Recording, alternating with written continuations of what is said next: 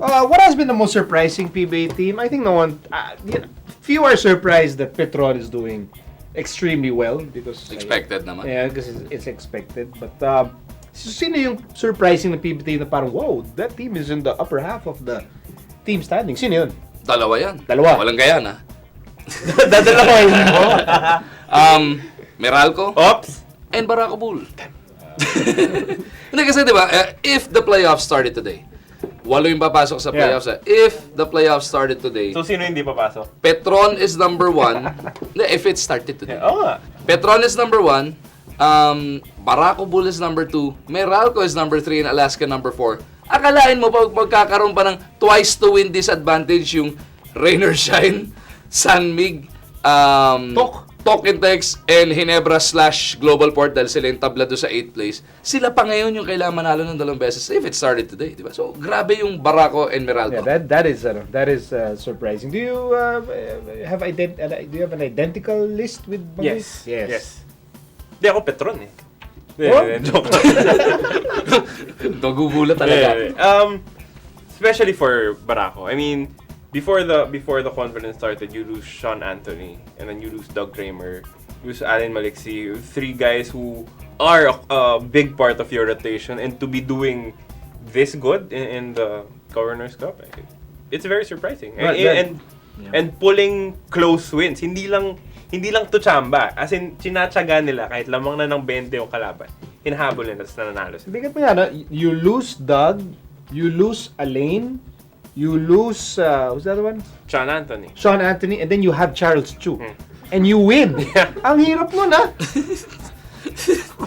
dahil wala lang dito. Ito ka. Pero lalo na yung timing, no? They lost Doug. Si Sean Anthony at least medyo matagal. Nang nakuha talaga ng talk.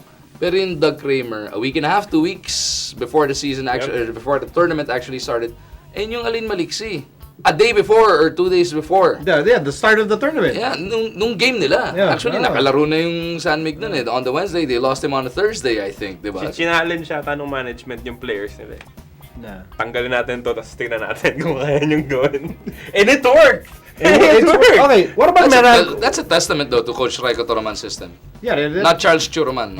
Coach Raiko and Coach Bong. Di ba? Okay, Meralco. Why is Meralco surprising? Meralco is always surprising because they just somehow get a really good import that fits their system perfectly. Last time, ang galing din ng import nila. Now, Mario West, I think he's, right up there with Elijah Millsap as the parang leaders nung mga imports.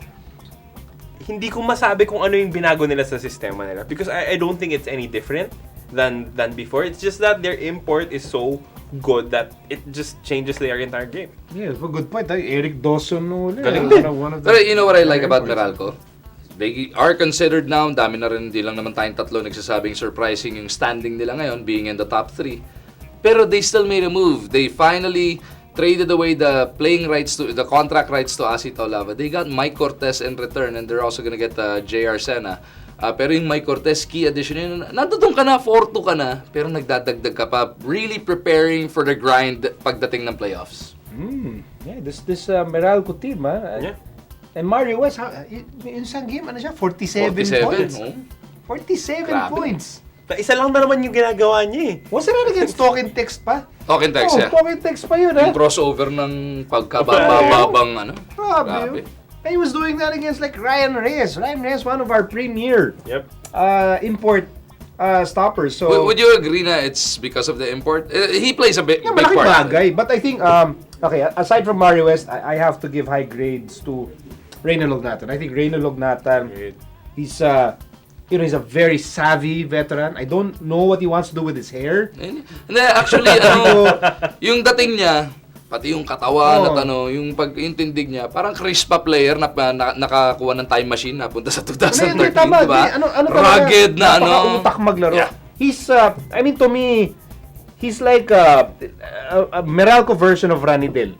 Yeah. In a sense na he can play 5, he can play 4. He's physical, he can guard big players, and then kaya din niya humabol sa maliit. Tapos, veteran presence. He hardly panics. plays quality minutes all the time. Yep.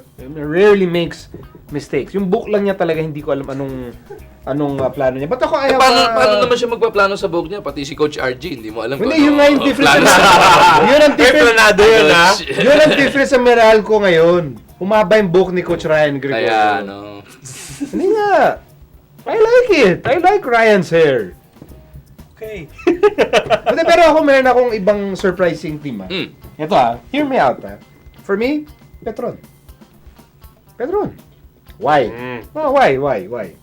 This is addressing yung mga perpetual critics ng Petron. You know, people who always think na itong Petron talaga they'll never get it right. Kasi kuha sila ng magaling. Tapos ibabangko lang ng ganyan. Oh, tapos yung mga tao na parang, para itong Petron, they have sort of like a jinx.